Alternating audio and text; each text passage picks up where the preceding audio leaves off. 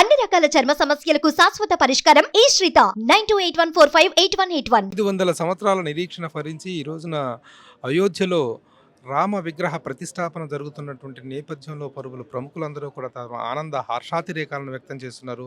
సుప్రసిద్ధ రచయిత పరుచూరి గోపాలకృష్ణ గారు మాతో ఉన్నారు. ఆయన ఆధ్యాత్మికంగా ఇక్కడ ఉన్నటువంటి ఎన్నో కార్యక్రమాలు నిర్వహిస్తున్నారు.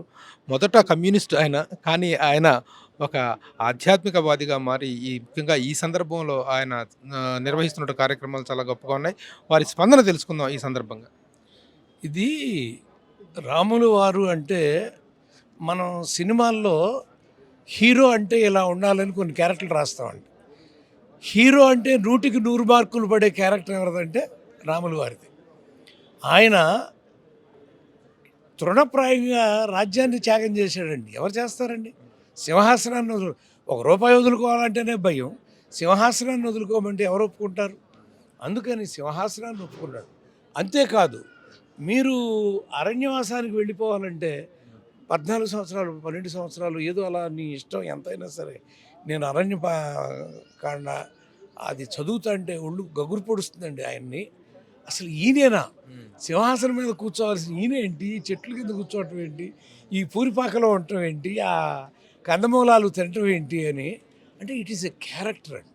సో ఇవాళ అయోధ్యలో వెలిసినటువంటి రామ మందిరం దగ్గరికి వెళ్ళినప్పుడు అక్కడున్నటువంటి ఆచార్యులు, అక్కడున్నటువంటి పురోహితులు, అక్కడున్నటువంటి విశ్లేషకులు ఎంతోమంది రాముల వారి గొప్పతనం చెబుతుంటే రాముడంటే తెలియని వారికి కూడా తెలిసేటువంటి మహత్తరమైన అవకాశం. ఎన్నో సంవత్సరాలుగా భారతదేశంలోని హిందువులు ఎదురు చూస్తున్న మహత్తరమైన కార్యక్రమం జరగబోతున్నటువంటి శుభవేళ. అది అద్భుతంగా విజయవంతంగా పూర్తవ్వాలని మేమందరం కూడా ఇక్కడ కూర్చుని ఆ కార్యక్రమాన్ని లైవ్లో చూసి ఒళ్ళు పులకరించేలా తన్మయం చెందుతామని తెలియజేస్తున్నాం. సార్, ఇప్పుడు ఈ రామ జన్మభూమిలో ఈ కోర్టు తీర్పు రావటం కానీ ఈ పోరాటం అనేటువంటిది, న్యాయ పోరాటం అనేటువంటి చాలా కాలంగా జరిగింది.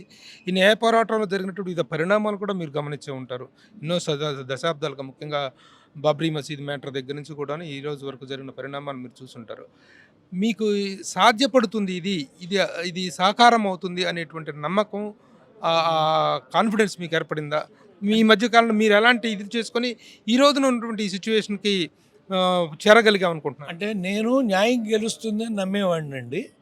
అక్కడ రాముడు పుట్టాడు అన్నది నిజం అని ఇప్పుడు కోర్టు కూడా చెప్పింది కాబట్టి ఆ రాముడి జన్మంలో రాముడు రావడం న్యాయం, ఆ న్యాయం జరిగింది. న్యాయానికి న్యాయం జరిగింది. న్యాయం జరిగింది. Very good. Thank you very much. Thank you.